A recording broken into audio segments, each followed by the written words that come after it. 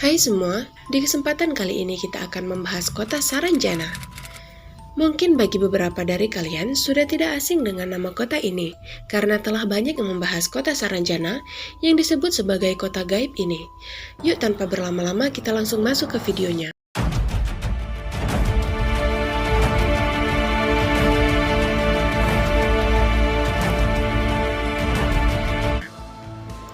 Cerita tentang kota Saranjana ini telah banyak diceritakan dari mulut ke mulut. Banyak warga lokal dan luar daerah yang mempercayainya. Tak sedikit pula warga yang mengaku pernah melihat atau bahkan masuk ke kota gaib itu. Beberapa percaya bahwa penghuni kota Saranjana bukanlah manusia dan merupakan makhluk dari alam lain. Dari informasi yang berhasil dihimpun, kota Saranjana dipercaya berada di desa Oka-Oka, Kecamatan Pulau Laut, Kabupaten Kota Baru, Kalimantan Selatan. Penamaan Saranjana sendiri kabarnya berasal dari kisah legenda lokal, di mana Gunung Saranjana dipercaya sebagai jelmaan dari seorang tokoh yang bernama Samburanjana dalam legenda kerajaan Pulau Halimun. Dalam legenda tersebut diceritakan bahwa Raja Pakurindang memiliki dua putra yaitu Sambu Batu dan Samburanjana. Dan nama Samburanjana inilah yang kemudian digunakan untuk penamaan kota Saranjana. Kota ini dipercaya merupakan kota yang tak terlihat dengan peradaban yang konon sudah super canggih. Pada tahun 1845, seorang naturalis kebangsaan Jerman bernama Salomon Muller sedang meneliti flora dan fauna di Indonesia. Muller kemudian membuat sebuah peta di mana dia menaruh satu area di Indonesia dengan nama Saranjana. Namun sejak peta itu ada sampai sekarang, tidak ada yang tahu di mana letak kota Saranjana tersebut. Peta ini kemudian diberi judul Peta Wilayah Pesisir dan Pedalaman Borneo. Dalam peta tersebut, Salomon Muller mendeskripsikan wilayah dengan nama Tanjung Saranjana tersebut berada di sebelah selatan Pulau Laut, tepatnya berbatasan dengan wilayah Pulau Kijang dan Pulau Kerumputan.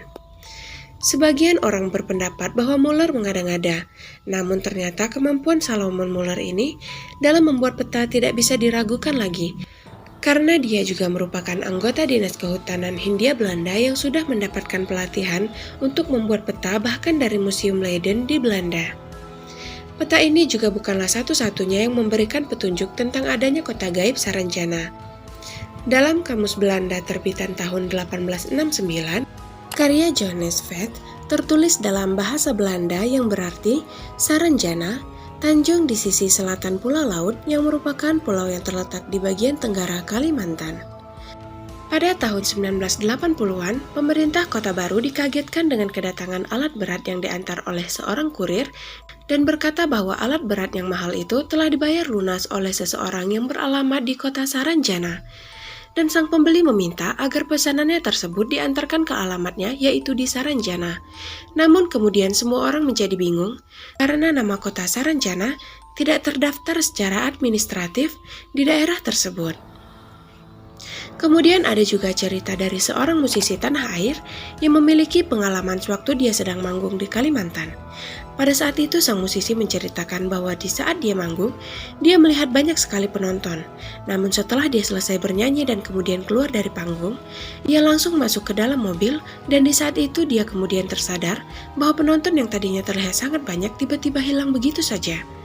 Mereka berlalu dengan sangat cepat.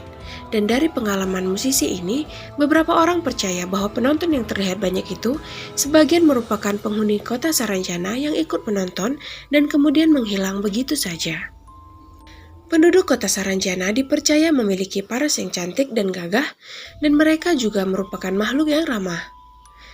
Mereka menggunakan bahasa Banjar dalam berkomunikasi, bahkan kabarnya manusia yang masuk ke kota Saranjana ini akan takjub melihat kota tersebut. Dikatakan juga bahwa beberapa orang juga bisa mendengar suara-suara dari kota Saranjana di malam hari di sekitar Gunung Saranjana. Suara tersebut seperti alunan musik atau kendaraan yang berlalu lalang. Ada juga kisah tentang kapal feri yang mengangkut banyak penumpang dari Tanjung Sabdang, Kota Baru.